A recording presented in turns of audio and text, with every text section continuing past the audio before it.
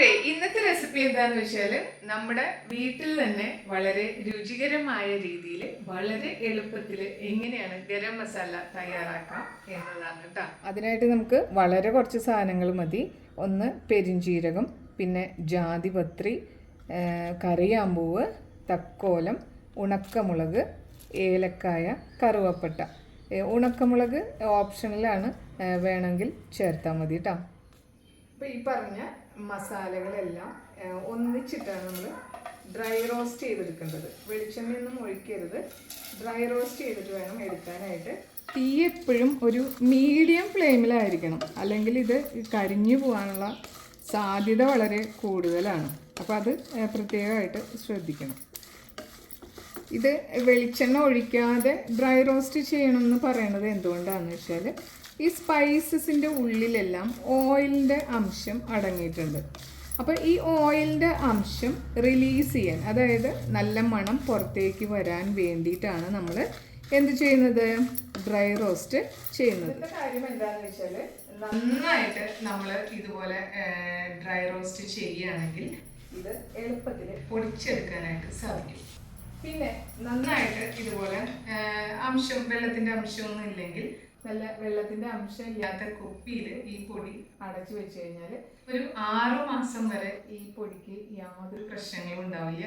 നല്ല മണത്തോടു കൂടി തന്നെ ഉപയോഗിക്കാനായിട്ട് സാധിക്കും. പക്ഷെ അത് നല്ല എയർ ടൈറ്റ് ആയിട്ടുള്ള കുപ്പിയിൽ വേണം വെക്കാനായിട്ട്.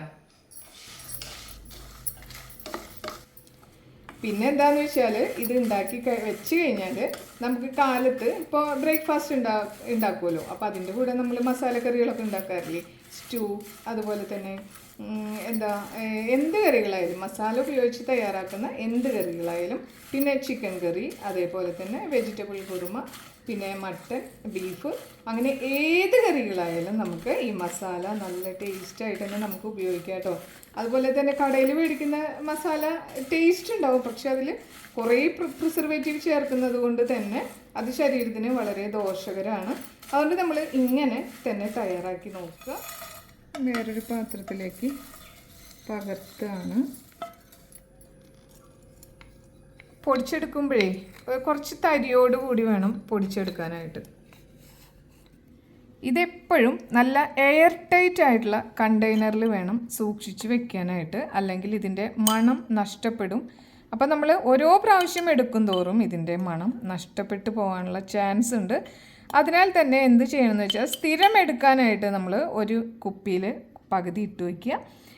അതിനുശേഷം അത് കഴിയുമ്പോൾ അടുത്ത ബോട്ടിൽ തുറന്ന് അതിലെടുക്കുക കേട്ടോ. അപ്പം മണം നഷ്ടപ്പെടാതെ കുറേ നാൾ ഇത് സൂക്ഷിച്ച് വെക്കാൻ സാധിക്കും. തുറന്ന് വെച്ച് കഴിഞ്ഞാൽ മണം പെട്ടെന്ന് നഷ്ടപ്പെടും.